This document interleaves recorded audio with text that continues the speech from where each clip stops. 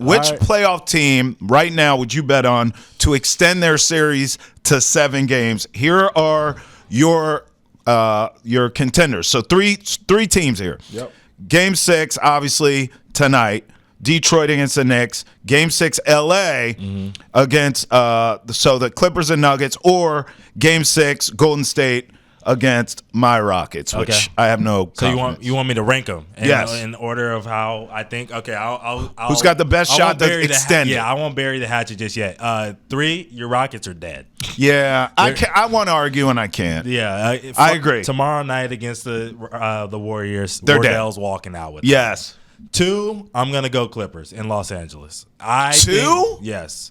I think that Jokic having the MVP, a 3-time NBA MVP on your team matters. Right. What did he do the last time he was in that building? He got lucky. He threw up some shot, and AG went and dunked it for him. It's one of those situations where he's so good that he can get lucky enough to win on the road, and this could be a situation where he wins one. And I'm still shaky on James Harden right now, and that's why I'm going 2. 1, I say Pistons going back to Detroit. They should have won the last game. Shoulda, woulda, coulda. They should be up 3-2. They shoulda, woulda, coulda. Having the opportunity to close this series out. So I'm going to give them the best opportunity here to fight and claw again, because every single game has been close and gone down to the wire. I think they're going to win this one at home for their city, and then lose to the Knicks in 7 at MSG. Yep. Okay, I agree with number 3, where we went. My Rockets are done. Yes. Okay. But 2 and 1, I'm flip-flopping here. I actually think I have more faith in the Knicks closing this one out. Wow. I think it's over. Okay. Here's why. I hear you on the shoulda, woulda, couldas. But the flip side of that coin is young teams in the playoffs, first time around, these things happen. This is part of it.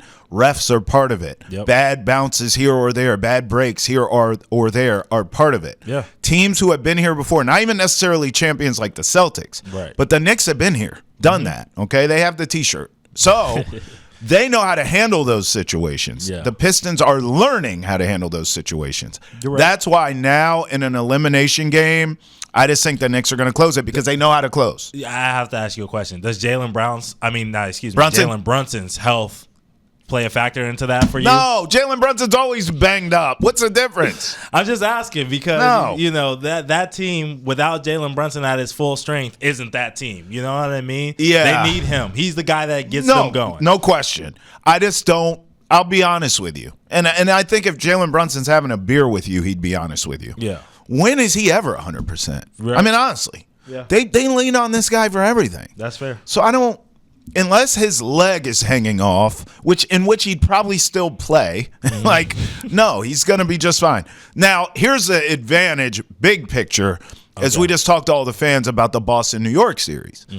Boston's going to be rested for that series. Oh, yeah. So for this elimination game, Monte, stay with me, walk with me. I'm walking with you. Brunson's banged up, but I think there's enough in that tank to get you through, close out the Pistons, right?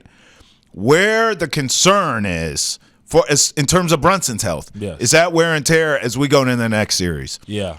Celtics throwing bodies at him. Drew Holiday's back, making him work. Now it's like, okay, those bumps and bruises, those nicks and cuts are catching up with Brunson as that series extends. Fair. But in this spot, I have no worry at all.